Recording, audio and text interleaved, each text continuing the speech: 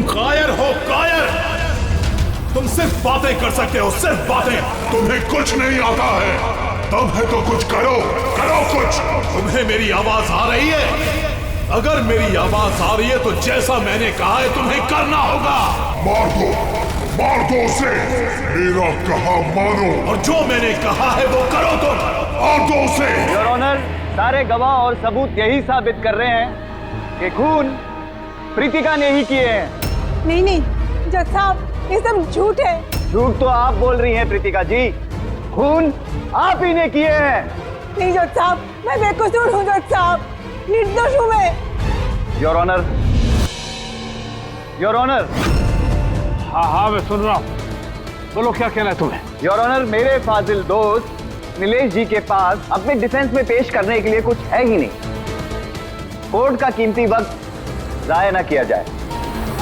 Your honour, court का वक्त बेशक कीमती है, लेकिन उससे भी कहीं ज्यादा कीमती है एक बेकसूर इंसान की जिंदगी।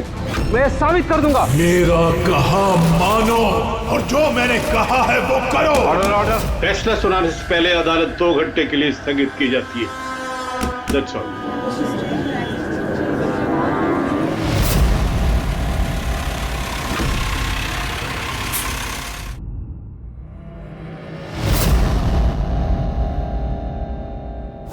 श्रीकांत, तुम्हें उसे मारना होगा। तुम कर सकते हो ये। उसे जिंदा रहने का कोई हक नहीं है। उसका मरना जरूरी है। मार दो श्रीकांत।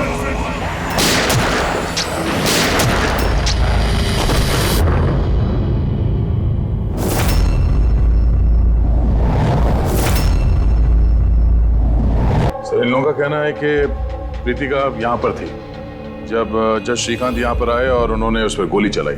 उसके बाद वो यहाँ पर आकर खुद को गोली मार दी। उस वक्त मतलब जब ये सब हो रहा था, उस वक्त यहाँ पर जो लोग थे वो कहाँ है? वो लोग कोर्ट रूम में।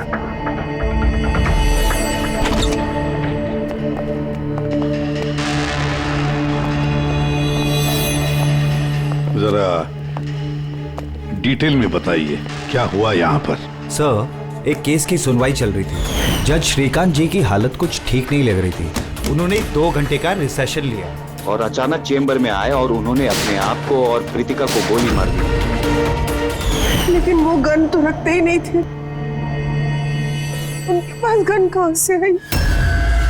ये तो हमें भी नहीं पता सर कि गन आई कहाँ से, लेकिन गन उनके पास थी जरूर सर।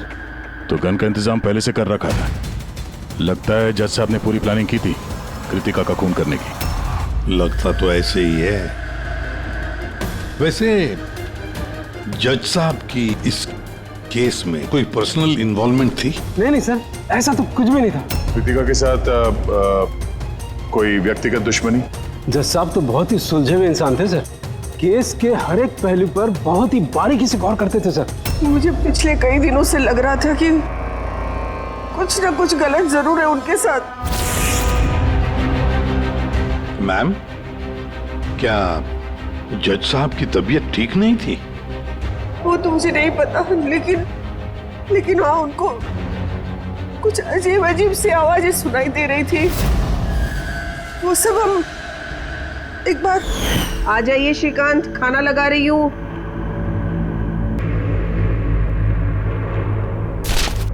इन पड़ोसियों की जुबान पे लगा भी नहीं, जब देखो अनाप शनाप बकते रहते हैं। अरे क्या हुआ श्रीकांत, इतना क्यों चिढ़ रहे हो? पहले जाके इन पड़ोसियों का मुंह बंद करो, नहीं सुननी मुझे उनकी बकवास। कैसी बातें कर रहे हो श्रीकांत? पड़ोसी के बेचारे पिछले 1 महीने से लंदन गए हुए और उनकी आवाज यहाँ तक कैसे आ सकती है? कुछ भी बात कर रहे हो आप श्रीकांत।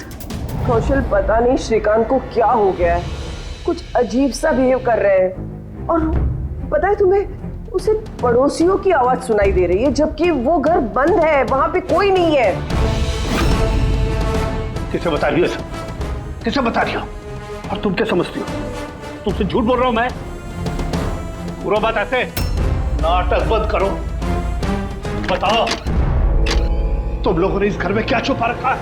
बताओ मुझे, बताओ। मैं सब जानता हूं, सब जानता हूं मैं। तुम मुझे पागल बनाने की कोशिश कर रही हो ना?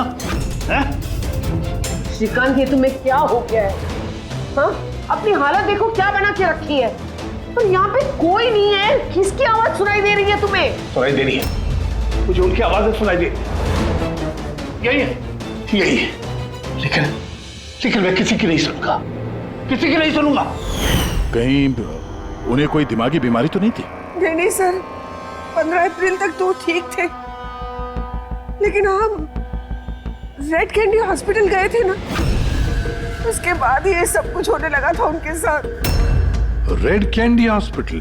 जी सर, इस हॉस्पिटल में चल के पता करते हैं कैसा क्या हुआ था वहां पे कि ये जज साहब अचानक ऐसा बर्ताव करने लगे।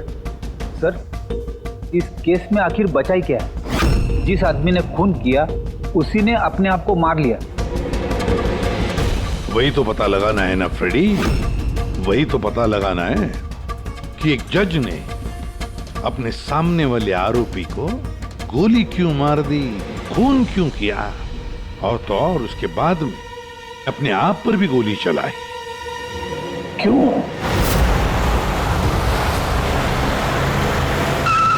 सर, हॉस्पिटल अथॉरिटी ने बताया कि जज श्रीकांत यहाँ पे साइकियाट्रिक ट्रीटमेंट के लिए नहीं बल्कि डेंटिस्ट से मिलने के लिए आए थे। कौन है डेंटिस्ट? कौन है? Sir, doctor Raman. Hello sir, बताइए मैं आपकी क्या मदद कर सकता हूँ। फिलहाल तो आप डॉक्टर रमन को बुलाइए और उनके असिस्टेंट को भी। डॉक्टर रमन, 15 अप्रैल को जज श्रीकांत आपसे मिलने आए थे ना यहाँ? जी हाँ सर, लेकिन सर उनकी मौत से मेरा क्या लेना देना, मुझसे सवाल क्यों? देखिए, हम बस ये जानना चाहते हैं, जब वो आपसे मिले थे तो वो दिमागी तौर से बीमार लग रहे थे? नो सर, मुझे तो ऐसा कुछ नहीं लगा। सर, उनको दिमाग की कोई बीमारी नहीं है और 9 साल से डॉक्टर रमन के पेशेंट है वो। 9 साल से? मतलब आप लोग उसके बारे में बहुत कुछ जानते होंगे। बहुत कुछ नहीं सर, सब कुछ। कुछ और क्या जानते हैं जरा बता सकते हैं? सर, अभी बताने के लिए तो सिर्फ इतना ही है कि वो बहुत शॉर्ट टेम्पर्ड थे, बहुत जल्दी उन्हें गुस्सा आ जाता था, but he was not delusional. अगर उन्हें कोई दिमागी बीमारी नहीं थी तो फिर उन्हें वो आवाजें क्यों सुनाई दे रही थी? क्या हुआ क्या था उन्हें? पर सर, आप इसमें मेडिकल एक्सप्लेनेशन क्यों ढूंढ रहे हैं? हम लोग इतने मेडिकल एक्सप्लेनेशन क्यों ढूंढ रहे हैं? दया, कोई भी आम इंसान ऐसे ही अचानक से उठकर किसी पर गोली चलाता है, क्या ये नॉर्मल हो सकता है?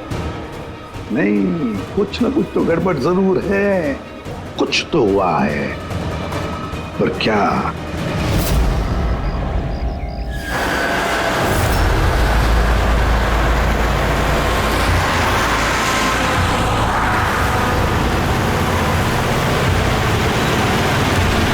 वीरेन, तुम बेकार की चिंता करते हो। धनंजय की सिक्योरिटी टीम हमारे साथ है, हम सुरक्षित पहुंच जाएंगे।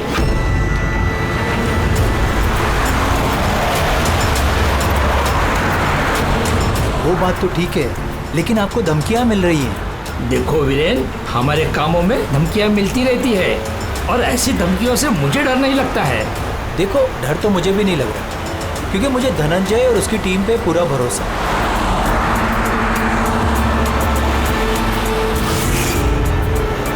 सर, हमने हॉल के 500 मीटर तक लोगों के जाने पर रोक लगा दी है और हर जगह सीसीटीवी से निगरानी की जा रही है। ये बहुत आसान है धनंजय, कायर मत बनो। हम जानते हैं इस काम को तुम पूरा करोगे, वो भी अपने हाथों से। तुम सुन रहे हो ना धनंजय, तुम बुज़दिल नहीं हो तुम बुज़दिल। कायर मत बनो, इस काम को तुम पूरा करोगे। सर, क्या बता रहे थे तुम ब्लॉक बी के अरेंजमेंट के बारे में? सर, मैं ब्लॉक बी के बारे में बात नहीं कर रहा था। सर, आप ठीक है ना? आपकी तबीयत कुछ खराब लग रही है। मेरी तबीयत ठीक है, मैं ठीक हूँ।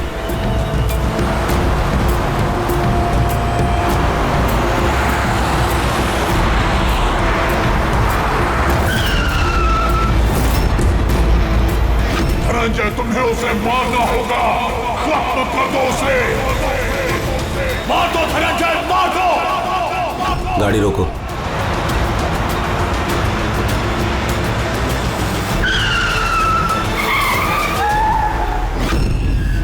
ये इसने गाड़ी क्यों रोक दी? सर, क्या हुआ? शाबाश धनंजय, अपना मिशन पूरा करो। मार दो उसे। याद रहे धनंजय, तुम गायब नहीं हो, तुम ये कर सकते हो। धनंजय यहाँ क्यों आ रहा है? मार दो धनंजय, उसे गोली मार दो, सोचो मत। मैं देखता हूँ। ओके। क्या बात है धनंजय, गाड़ी क्यों रुकवा दी?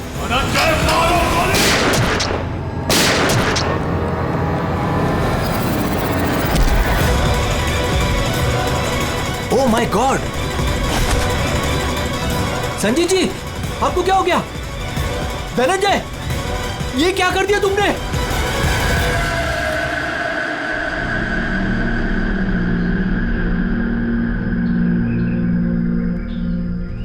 नेताजी के सिक्योरिटी का इंचार्ज वही था? जी सर, धनंजय जी वही इंचार्ज थे। कमाल है सर, जिसे बॉडीगार्ड रखा है उसी ने मार दिया। नेताजी को मारने की कोई खास वजह? सर ये तो धनंजय जी ही बता पाएंगे। इसे एक बात बताओ, गोली अंदर मारी या बाहर से? सर बाहर से मारी, कार के। धनंजय, धनंजय, सदमे में लगता है सर। तुम लोग क्या कर रहे थे? सर नेताजी की चिल्ड्रन फाउंडेशन की मीटिंग थी, वहाँ जा रहे थे। हमारी गाड़ी आगे थी और नेताजी की कार पीछे, और मैं धनंजय जी से नेताजी की सिक्योरिटी के बारे में बात कर रहा था, पर ये मेरी बातों में ध्यान नहीं दे रहे थे और कुछ खोए खोए से लग रहे थे सर। इनके चेहरे में एक अजीब सी बेचैनी थी। मैंने उनसे पूछा कि क्या हुआ, तो कुछ बहकी सी बातें करने लगे। सर जब श्रीकांत के साथ भी तो ऐसे ही हुआ था। कहीं ये दोनों केस एक जैसे तो नहीं है? और कोई साथ में था नेताजी के? वीरेंद्र जी सर। वीरेंद्र जी? जी सर। आप नेताजी के साथ थे ना? हाँ सर, मैं ही था। नेताजी ने आपको कुछ बताया इस धनंजय के बारे में? सर नेताजी हमेशा धनंजय की तारीफ किया करते थे, उनकी जान को खतरा था। अभी कुछ दिन पहले ही धनंजय ने उनकी जान बचाई थी। बड़ी अजीब बात है सर, कुछ दिन पहले जिस आदमी ने नेताजी की जान बचाई, आज उसी ने उनका खून कर दिया। एक गोली मारने के बाद धनंजय ने भागने की कोशिश की? नहीं सर, खुद को गोली मारने की कोशिश की थी सर। बड़ी मुश्किल से सिक्योरिटी वालों ने उन्हें रोका था सर। कमाल है सर, जज श्रीकांत ने खून करने के बाद अपने आप को गोली मार दी और इसने भी अपने आप को गोली मारने की कोशिश की। काम करते हैं, धनंजय को ब्यूरो ले चलते हैं, वहीं से उससे पूछताछ करेंगे। और फिर एक बात समझ में नहीं आ रही है दया, खून करने के बाद खूनी अपने आप को गोली मार लेता है, क्यों?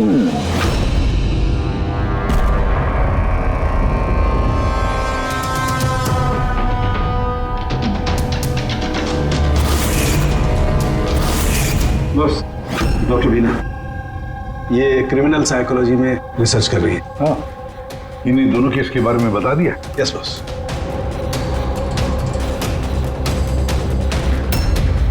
मेरा बेटा कहाँ है? मुझे उससे मिलना है। श्री नेताजी के सिक्योरिटी इंचार्ज धनंजय की माँ। उसे यहाँ क्यों लाए हो? देखिए, आपके बेटे ने नेताजी का खून किया है। जी नहीं, मेरा बेटा किसी की हत्या नहीं कर सकता। वो तो खुद बीमार है, उसकी दिमागी हालत ठीक नहीं है। क्या बीमारी है आपके बेटे को? पिछले कुछ दिनों से उसे कुछ आवाजें सुनाई देती है।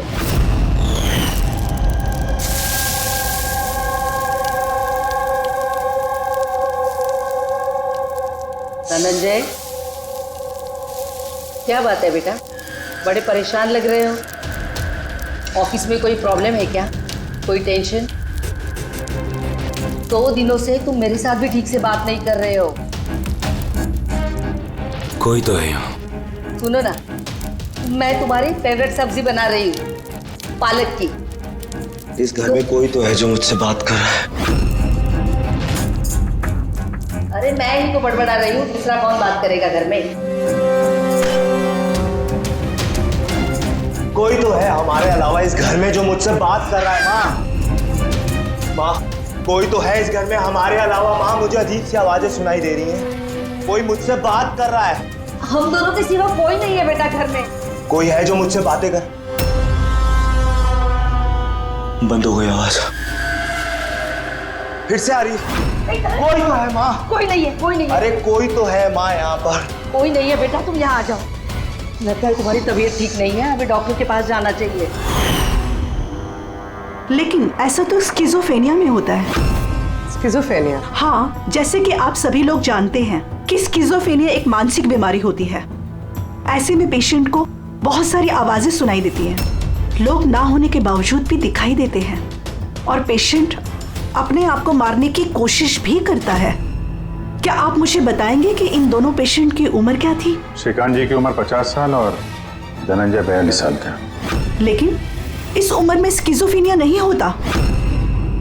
क्या मैं उनसे मिल सकती हूँ? मुझे पेशेंट से बात करनी है। हाँ बिल्कुल पूर्वी।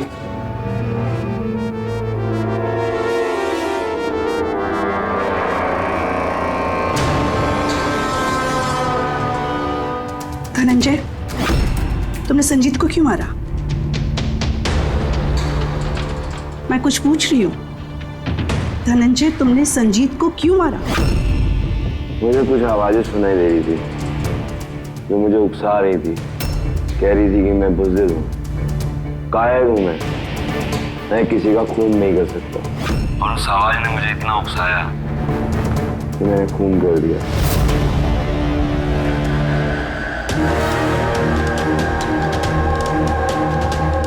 और ये तुम्हारा गाल? ये गाल क्यों सूजा हुआ है? मेरे दांत में इन्फेक्शन है। जज श्रीकांत, उनके दांत में भी इन्फेक्शन था सर? मेरे बेटे के भी दांत के इलाज के बाद ही उसकी तबीयत खराब रहने लगी। क्या? दांतों का इलाज करवाया उसके बाद में तबीयत खराब हो गई? किस डेंटिस्ट के पास इलाज करवा रहा था वो? Doctor Raman, red candy hospital. Red candy hospital गए थे ना, उसके बाद ये सब कुछ होने लगा था उनके साथ। है ना बड़ा अजीब कोइंसिडेंस। धनंजय और श्रीकांत दोनों का भी दांत का प्रॉब्लम, दोनों का डेंटिस्ट भी एक, और ट्रीटमेंट के बाद दोनों की तबीयत भी बिगड़ जाती है। ये कैसा कोइंसिडेंस? गड़बड़ है, बहुत बड़ी गड़बड़ है। इस धनंजय और जज श्रीकांत के दांतों का एक्सरे निकलवाओ, पता तो चले सारा चक्कर है क्या।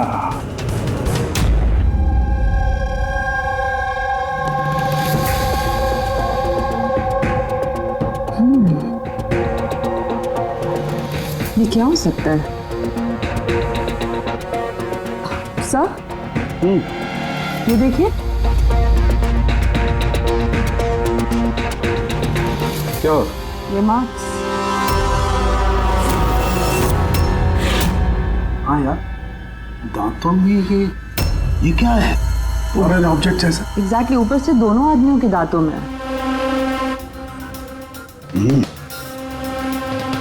दोनों आदमियों के दांतों में कुछ फॉरेन बॉडी जैसा कुछ।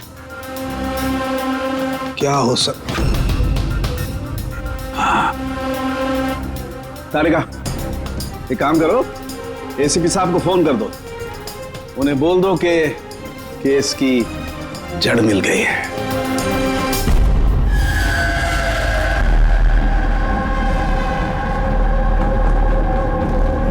ये देखो बॉस, दोनों के दांतों में इस तरीके की चिप। ये तो बग है। हाँ, ये बग ही है। सर, ये तो जासूसी में इस्तेमाल होने वाला ट्रांसमीटर जैसा कुछ है। बॉस, इसके जरिए ही श्रीकांत और धनंजय को वो आवाजें सुनाई देती थी। तो ये चिप ट्रिगर का काम कर रही थी।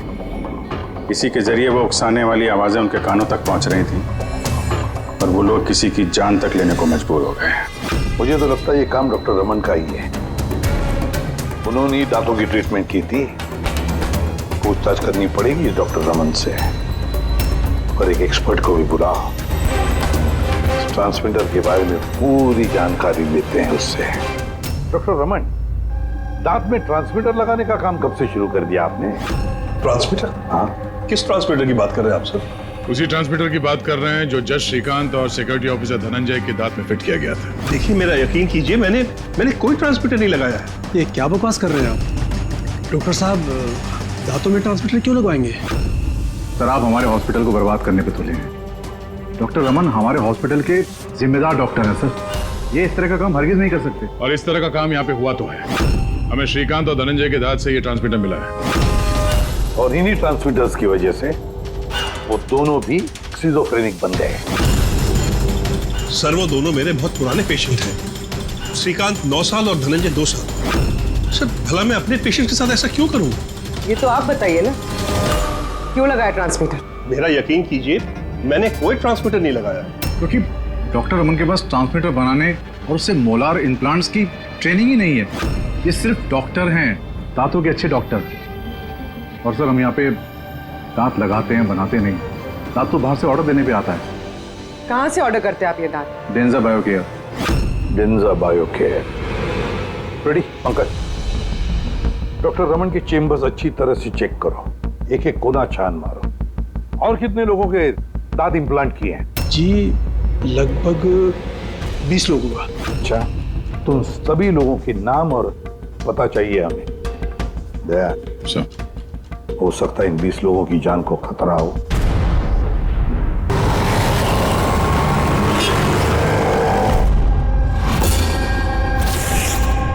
कुछ समझ में आ रहा है? हाँ सर, कुछ कुछ समझ में आ रहा है। यही कि ये ट्रांसमीटर जितना छोटा है उतना ही पावरफुल है। कितनी रेंज है इसकी? सर इसकी रेंज यही कोई 15 से 20 मीटर है। यानी अगर इस ट्रांसमीटर से किसी को कम्युनिकेट करना है तो उसे 15 से 20 मीटर के दायरे में रहना होगा। इसकी फ्रीक्वेंसी हम लोग ट्रैक कर सकते हैं? बिल्कुल ट्रैक कर सकते हैं, लेकिन उसके लिए हमें पहले ये जानना होगा कि ये ट्रांसमीटर कितने हर्ट्ज पे काम करता है। तो पता लगाओ कितने हर्ट्ज पे काम करता है ये, क्योंकि फ्रीक्वेंसी हमारे लिए बहुत जरूरी है। जहां पर ये फ्रीक्वेंसी एक्टिव होगी वहीं पर हमारा खोज ही होगा। ठीक है सर, आप थोड़ा सा वक्त दे दीजिए, मैं जल्दी पता लगाने की कोशिश करता हूँ। ठीक है। ये कहानी आके रुक जाती डॉक्टर रमन के नाम पर। सारा का सारा शक डॉक्टर रमन पे ही है। लेकिन सर वो अपने पुराने पेशेंट का खून क्यों करेगा? हाँ सर, हॉस्पिटल एडमिनिस्ट्रेटर बता रहा था कि ऐसा ट्रांसमीटर बनाने की काबिलियत डॉक्टर रमन में नहीं है। तो शक के घेरे में तो ये कविता और वीरेन भी है। हो सकता है इनमें से किसी ने मारा। हो सकता है, बिल्कुल हो सकता है, लेकिन ये जो भी है वो 15 और 20 मीटर के दायरे में ही काम कर रहा है। जो 20 लोगों के बारे में क्या पता चला? नहीं सर, उनका आपस में कोई कनेक्शन नहीं है। यहाँ तक कि श्रीकांत और धनंजय ये भी एक दूसरे को नहीं जानते थे। फिर भी अभी उन 20 लोगों से जाकर मिलो, उनसे पूछो क्या उनके साथ भी वैसे हो रहा था जैसे धनंजय और श्रीकांत के साथ हो रहा था क्या? और एक बात, लॉर्ड चेम्बर और चेंबूर, पता लगा वहां पर कितने सेलफोन एक्टिव थे उस खून के दौरान। और देख, उस दांत बनाने वाले कंपनी में जाकर पूछताछ करो, देखो कौन हो सकता है जो दांत में ट्रांसमीटर फिट कर सकता है।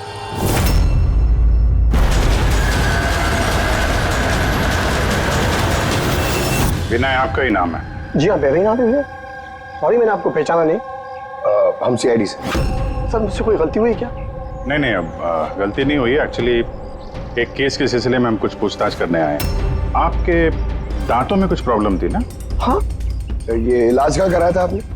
रेड किडी हॉस्पिटल। इलाज के बाद से कुछ तकलीफ हुई है? I mean, कुछ अजीब अजीब आवाजें सुनाई देती हों, या जैसे कोई ऑर्डर दे रहा है कुछ करने के लिए? नहीं ऐसा तो कुछ नहीं हुआ, लेकिन 1-2 बार दर्द हुआ था। वो तो नॉर्मल है, दांत लगवाएंगे तो थोड़ा बहुत दर्द तो होगा ही। ठीक है, अगर ऐसी कोई तकलीफ हो तो फौरन हमें बताइएगा। और हाँ, किसी अनजान आदमी के बहकावे में नहीं आना है और किसी के बुलाने पे किसी अनजान जगह नहीं जाना है। ओके जी, ध्यान रखिएगा। जी सर। डॉक्टर रमन बहुत अच्छे हैं। दांत लगाने के बाद से मुझे जरा सी भी तकलीफ नहीं है। आपको कोई आवाजें सुनाई दे रही? क्या मतलब है इसका? नहीं, जिन जिन लोगों को भी डॉक्टर रमन ने दांत लगाए हैं उनमें से कुछ लोगों को अजीब सी आवाजें सुनाई दे रही हैं। नहीं, मेरे साथ तो ऐसा कुछ भी नहीं हुआ है। अच्छा, अगर ऐसा कुछ भी हो आपके साथ तो आप हमें प्लीज इन्फॉर्म करिएगा। या श्योर। आप लोग यहाँ पे दांत बनाते हो या मिनिएचर ट्रांसमीटर? क्या मतलब सर? मतलब ये कि यहाँ पे दांतों में ट्रांसमीटर फिट किए जाते हैं, खून करने की साजिश रची जाती है यहाँ पे। हा? नहीं सर, आप लोगों को गलतफहमी हो गई है। हम इस तरह के इलीगल काम नहीं करते हैं। इलीगल काम हुआ है यहाँ पे। ये देखिए, रेड कैंडी हॉस्पिटल में आप लोगों ने ही दांत भेजे थे ना? जी हाँ मैडम। उसके अंदर ट्रांसमीटर फिट किए गए थे। जज श्रीकांत और सिक्योरिटी ऑफिसर धनंजय, उनके दांत यहीं पे बने थे ना? एक मिनट सर, मैं चेक करता हूँ।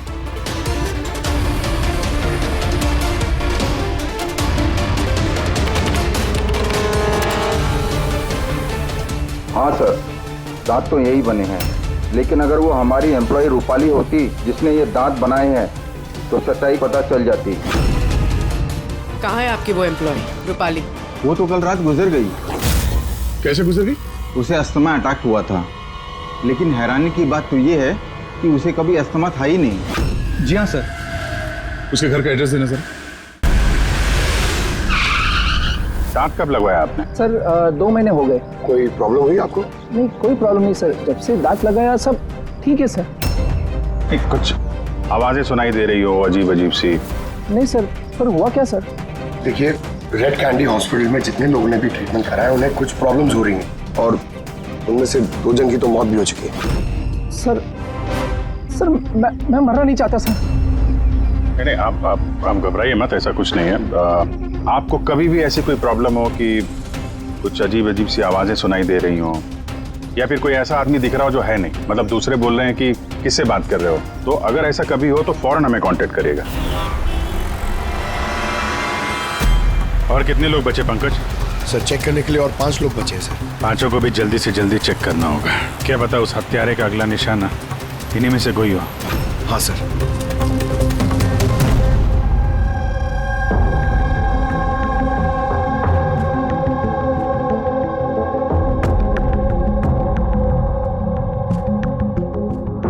हाँ भाई, पता चला कि नहीं कुछ? सर मैं ऑलमोस्ट पहुंच गया, बस थोड़ी सी देर और सर। हाँ फ्रेंड, जज श्रीकांत और संजीत का संबंध है सर। अच्छा, कैसा संबंध है? सर ये केस फाइल देखिए। 2009 में एक डॉक्टर रिसर्च कर रहे थे, लेकिन उसकी ग्रांट नेताजी संजीत ने कैंसिल कर दी। और इस डॉक्टर का प्रैक्टिस करने का लाइसेंस कैंसिल किया नेताजी संजीत ने, और उसे सजा सुनवाई जज श्रीकांत। नाम है डॉक्टर ललित। सर ये डॉक्टर ललित है कौन? पता लगाना पड़ेगा ये डॉक्टर ललित है कौन और किस बात पर रिसर्च कर रहा था। तो आपकी बेटी ने टूथ इम्प्लांट करवाया था? हाँ, अभी 2 दिन पहले ही कराया था इम्प्लांट रेड कैंडी हॉस्पिटल से।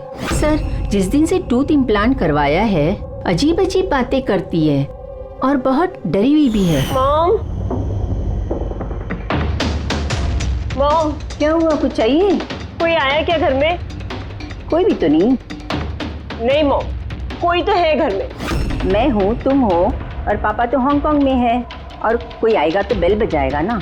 बेल भी तो नहीं बजी है। पता नहीं मॉम क्या हो रहा है, जब से सोकर उठी हूँ ऐसा लग रहा है कि घर में कोई है और मेरे बारे में अजीब अजीब सी बातें कर रहे हैं मुझसे। समझ में नहीं आ रहा है। मेरी तबीयत तो ठीक है। कोई सपना देखा क्या? नहीं मॉम, कोई सपना नहीं देखा। लगता है मेरे कान बज रहे हैं।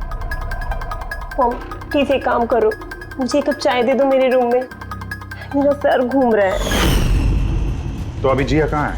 उसे मैंने साइकियाट्रिस्ट के पास भेजा है, बैंड्रा। देखिए आप उस साइकियाट्रिस्ट का एड्रेस दीजिए, हमारा अभी उससे मिलना बहुत जरूरी है। नंबर ले लो। जिया, आज तुम्हें वो काम खत्म करना है। तुम्हें उसे किसी भी हालत में मारना है। जिंदा मत छोड़ना उसे, मार दो उसे। आज उसका अंत होना ही चाहिए।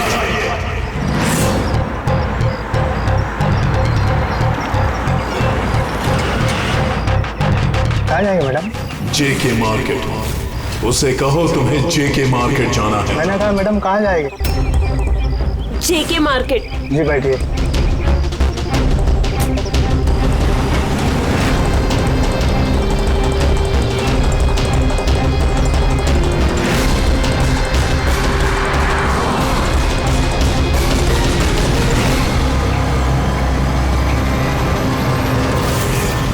तुम डरपोक हो तुम, कुछ नहीं कर सकती तुम, 1 नंबर की डरपोक हो। झूठ, मैं डरपोक नहीं हूँ और मैं किसी को नहीं मार सकती। मैडम आपने मुझसे कुछ कहा? हाँ, अब नहीं, मैंने कुछ नहीं कहा। नहीं, कुछ नहीं कहा मैंने। मैं कहाँ बात कर रही हूँ?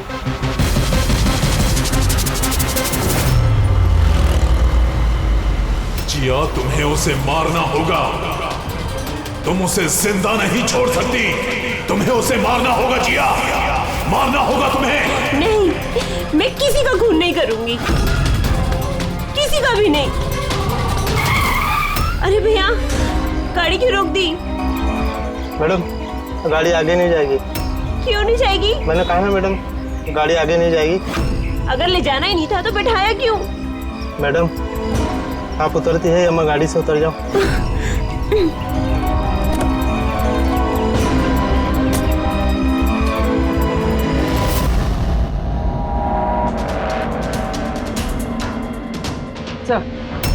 सर, वॉचमैन और पड़ोसी बता रहे थे कि रूपाली यहाँ 3 महीने पहले ही शिफ्ट हुई थी और अकेली रहती। फिर चेक करते हैं अच्छी तरह से।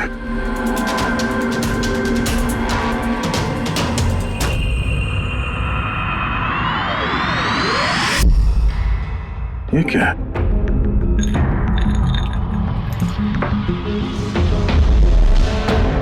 इतने सारे एयर ट्रांसमिटर्स।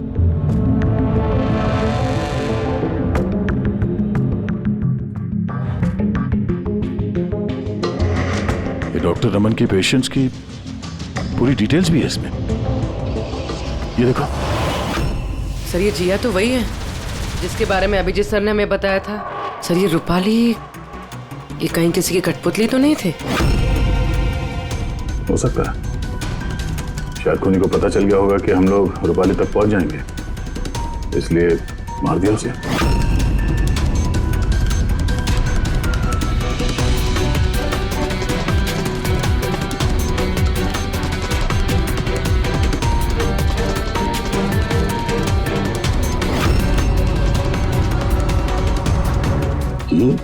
ये नेताजी, संजीत, वीरेन और जिया, इन तीनों के चेहरे पे रेड सर्कल।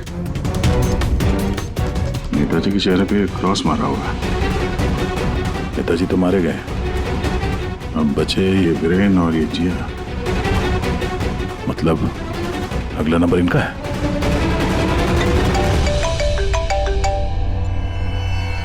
हाँ जी, ये जिया साइकेट्रिस्ट से मिलने के लिए गई थी, लेकिन वहां पहुंची ही नहीं है। अच्छा, हमें यहाँ रूपाली के घर में एक तस्वीर मिली है जिसमें नेताजी, संजीत, वीरेन और जिया है। ये नेताजी के चेहरे पे तो क्रॉस मारा हुआ है, पर इन दोनों के चेहरे पे लाल पेन से सर्कल बना हुआ है। कहीं ऐसा तो नहीं कि ये जिया वीरेन को मारने के लिए गई है? एक काम करो, तुम वीरेन को अलर्ट करो, पता करो वो कहाँ है। तब तक मैं जिया की लोकेशन ट्रैक करता हूँ और हम लोग मिलते हैं। ओके? या सर, वीरेन को फोन लगाना।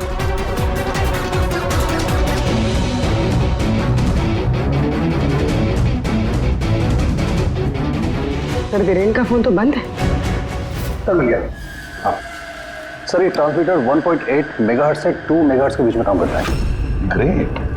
1.8 मेगाहर्ट्ज से 2 मेगाहर्ट्ज पर। हाँ सर। मेरी बात ध्यान से सुन लो। हाँ, पहले तो फ्रेडी ने कमाल कर दिया है। हाँ, रिसर्च करके ऐसा नाम निकाला है जिसका कनेक्शन इस नेताजी संजीत और जज श्रीकांत के साथ है। उस आदमी का नाम है डॉक्टर ललित। हाँ, डॉक्टर ललित। यस, मुझे तो ये डॉक्टर ललित ही बहुत गड़बड़ लग रहा है दया। मुझे तो उसी पे शक होने लगा है, क्योंकि इस डॉक्टर ललित का कुछ साल पहले इस नेताजी संजीत ने प्रैक्टिस करने का लाइसेंस कैंसिल कर दिया था, और फिर इस डॉक्टर ललित को जज श्रीकांत ने सजा सुनवाई। और हुआ क्या? पहले खून हुआ जज श्रीकांत का, और फिर उसके बाद में नेताजी संजीत मारा गया। ये खून कौन कर सकता है? ये डॉक्टर ललित ही कर सकता है। उसी का कनेक्शन है इन दोनों के साथ। बस अब डॉक्टर ललित जिस फ्रीक्वेंसी पर ऑपरेट करता है वो फ्रीक्वेंसी भी पता चल गई। हाँ, टेक्नो एक्सपर्ट ने ये बता दिया है, 1.8 मेगाहर्ट्ज से लेके 2 मेगाहर्ट्ज तक। बस अब इस फ्रीक्वेंसी पर हम टैप करेंगे डॉक्टर ललित को। पता चलेगा ये डॉक्टर ललित किस किस से बात करता है और क्या बातें करता है। और दया, ये रेडियो फ्रीक्वेंसी 1.8 मेगाहर्ट्ज से 2 मेगाहर्ट्ज हमारे सारे पुलिस स्टेशन और रेडियो वैन्स को बता दो। अब देखते हैं कब तक भागता है ये डॉक्टर ललित।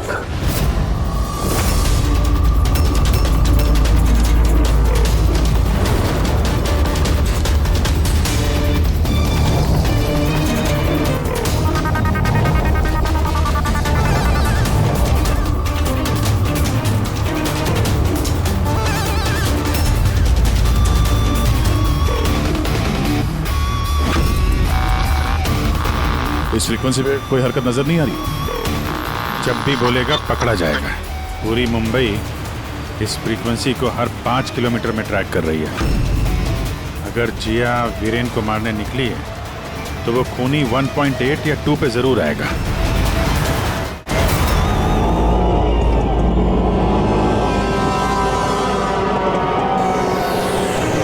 जाओ जिया, अपने काम को अंजाम दो। ये कौन हो सकता है जो संजीत के खूनी के बारे में मुझे बताने के लिए यहाँ बुलाया है? जिया, उसे मारना होगा तुम्हें। उसे जिंदा रहने का कोई हक नहीं है।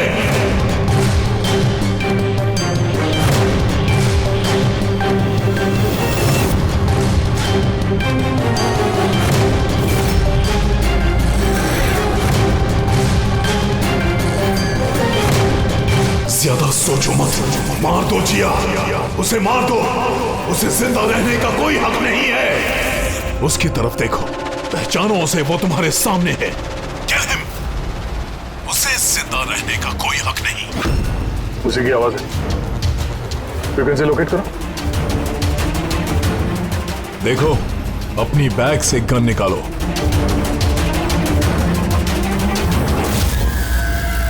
जिया, तुम कायर नहीं हो। Shoot him, shoot him. Location क्या बता रहा है? सर, जेडी मार्केट मरोल दिखा रहा है।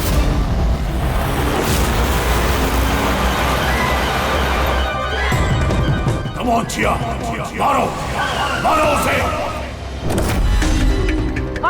सर, ये क्या हो रहा है? ये मुझे क्यों मारना चाहती थी? किसी ने मुझे फोन करके बुलाया कि संजीत की खूनी के बारे में बताने वाली थी। घबराइए नहीं, ये सब एक प्लान था। आप अभी सेफ हैं, आप जा सकते हैं। Okay sir, thank you. तो खूनी यहीं कहीं होगा।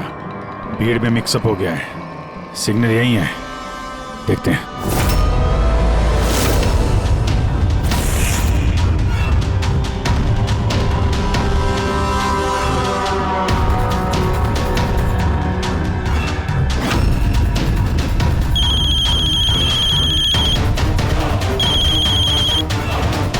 हेलो, अभिजीत बोल रहा हूँ।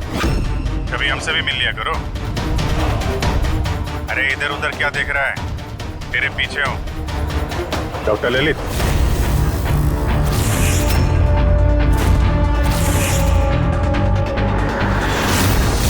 हॉस्पिटल के एडमिनिस्ट्रेटर पवन। मुजरिम चाहे कितने भी नाम बदल ले, चाहे कितने भी भेस बदल ले, एक ना एक दिन शिकंजे में फंस ही जाता है। क्यों? चलो।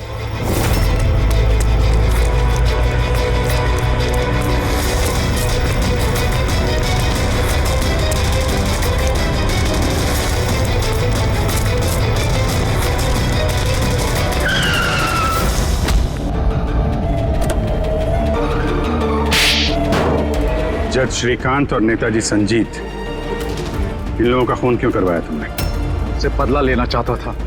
बदला? लोगों ने मेरी जिंदगी बर्बाद कर दी थी। कैसा बदला? मैं एक होनहार डॉक्टर हूं। मैं स्किज़ोफ्रेनिया नाम की बीमारी पर उसके ट्रीटमेंट के लिए एक्सपेरिमेंट कर रहा था, वो भी वर्थलेस लोगों पर। मेरी असिस्टेंट जिया ने एचओडी वीरेन को कंप्लेन कर दी और एचओडी वीरेन ने नेताजी संजीत से मेरी ऑफिशियल कंप्लेंट कर दी। और नेताजी संजीत ने तुम्हारा ये एक्सपेरिमेंट रुकवा दिया? हाँ, मेरा प्रोजेक्ट बीच में रुक गया। तो फिर जेल किस लिए गए थे तुम? मेरी लापरवाही की वजह से एक आदमी की मौत हो गई थी। जज श्रीकांत ने मुझे बिना कुछ सोचे समझे 10 साल की सजा दे दी। मेरा डॉक्टर होने का रुतबा छीन गया मुझसे। तो इन लोगों को मार के अपना खोया हुआ रुतबा हासिल कर रहे थे तुम। रमन और रूपाली, इन दोनों का क्या इन्वॉल्वमेंट था? जेल से बाहर आने के बाद मैंने अपने दुश्मनों को ट्रैक करना शुरू कर दिया। मैं उनके अंदर एक डिवाइस फिट करना चाहता था जिससे उनको कुछ पता ना लगे।